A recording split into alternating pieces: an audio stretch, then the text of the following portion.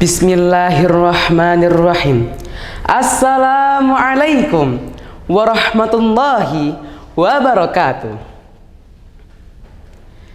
Innal hamdalillah nahmaduhu wa nasta'inuhu wa nastaghfiruh wa na'udzu billahi min syururi anfusina wa min sayyiati a'malina may yahdihillahu fala mudhillalah wa may yudlil fala hadiyalah. Asyhadu an la ilaha illallah wa asyhadu anna Muhammadan abduhu wa rasuluh. Amma ba'du. Marilah kita selalu sanjungkan pujian yang tak terkira kepada Allah yang Maha Agung, Allah yang Maha Ghafur, Allah yang Maha segalanya. Karena di dalam setiap pujian merupakan rasa bentuk rasa syukur kita atas nikmat yang telah Allah berikan hingga saat ini. Nikmat yang jikalau lautan jadi tintanya dan pohon jadi penanya, tak akan sanggup untuk menuliskan segala apa yang telah Allah berikan hingga saat ini. Alhamdulillah. Salawat pun jangan terputus dari lisan ini. Salawat kepada manusia paling maksum, kekasih Allah. Tindak tanduknya merupakan contoh yang paling sempurna dalam berakhlakul karimah. Tiada celah di dalam dirinya. Ialah Nabi Muhammad SAW.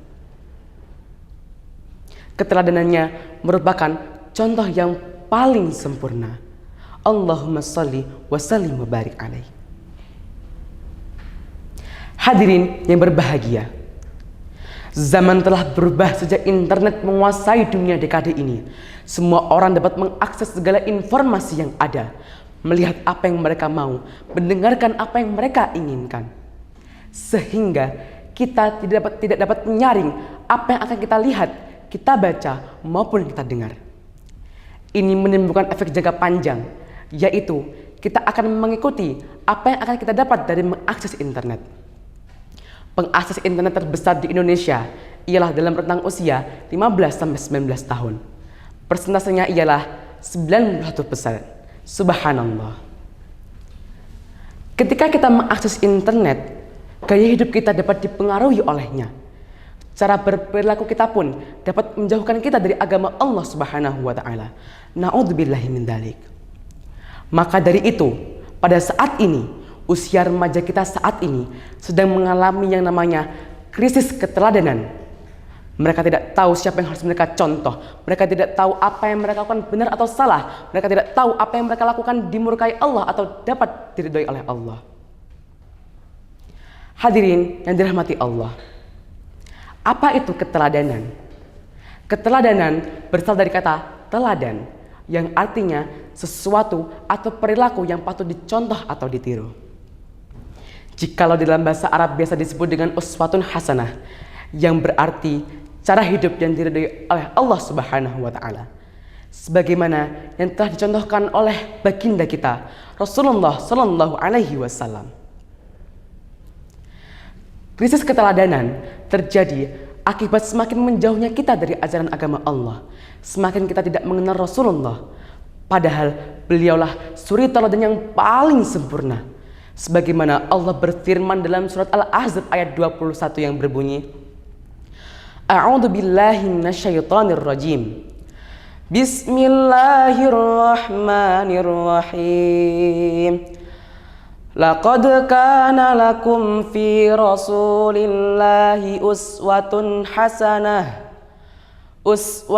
hasanatun liman kana yarjullaha wal yawmal akhir wa dzakarallaha katsira. Shadaqallahul adzim. Yang artinya, sungguh telah ada pada diri Rasulullah, yaitu suri teladan yang baik bagimu, bagi orang yang mengharap rahmat Allah dan kedatangan hari akhir, dan yang banyak mengingat Allah.